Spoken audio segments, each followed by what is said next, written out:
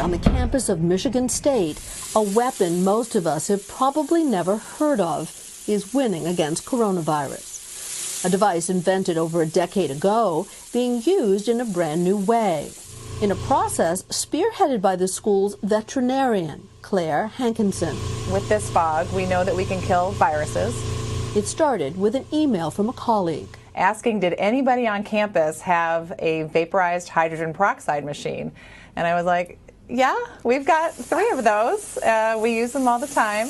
They're pretty common in research for decontaminating spaces, and it just kind of was a light bulb going off. That's because the machine, called the Halo Fogger, is already proven to kill SARS and Ebola. And now the EPA has approved it for emergency use against COVID-19. So Hankerson and her colleagues thought, why not use theirs to sanitize the N95 masks worn in local hospitals so they can be reused? She takes our camera on a tour. All of these rooms are available. But before she could reconfigure the expensive equipment, she needed the blessing of MSU President Sam Stanley. Did you have any reservations about employing the technology you have on campus in such a way?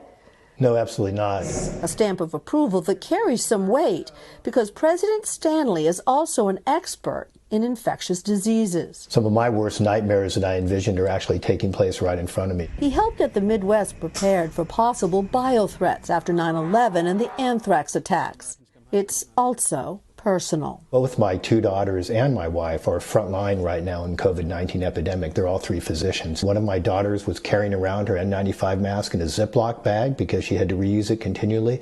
So this is critically important, I think, for the nation, obviously, but also for people who are very dear to me. This is a very vital tool in opening up America again. Chris Ungerman is one of the inventors of the Halo Fogger, dreamed up back in 2008 after the SARS outbreak, when it became clear this kind of spraying and wiping wasn't enough.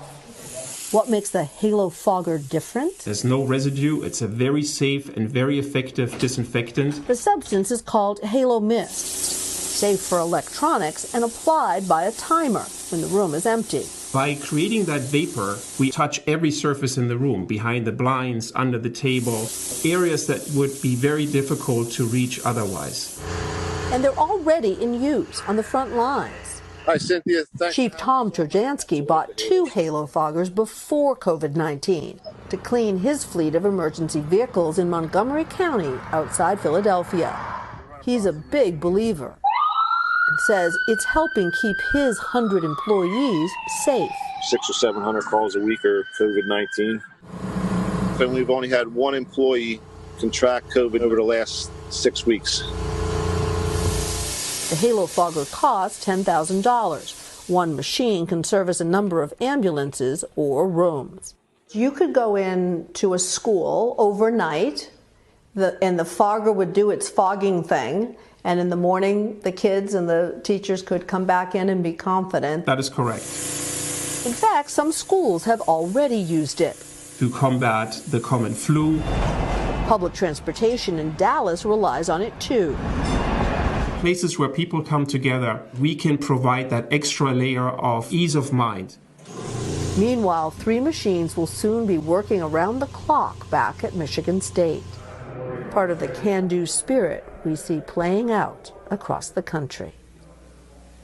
And at Michigan State, they think they'll be able to do 500,000 masks in the next 3 months. Now, the price is going to stay where it is, according to the manufacturer. They are not going to raise their prices despite all kinds of incentives from some buyers who are desperate to get it to do so. They're flying off the shelves. They can't keep any inventory there. You know, imagine if you could actually have a machine that could clean indoor offices and schools and subways overnight. It would be pretty exciting. So they're on their way. They're hoping to get FDA approval as well. I continue to be amazed, Cynthia, at the speed by which some of this life-saving technology is getting to market right now. It's quite fascinating. The things that exist being repurposed. I mean, I really think that this is something that people are going to take a very hard look at.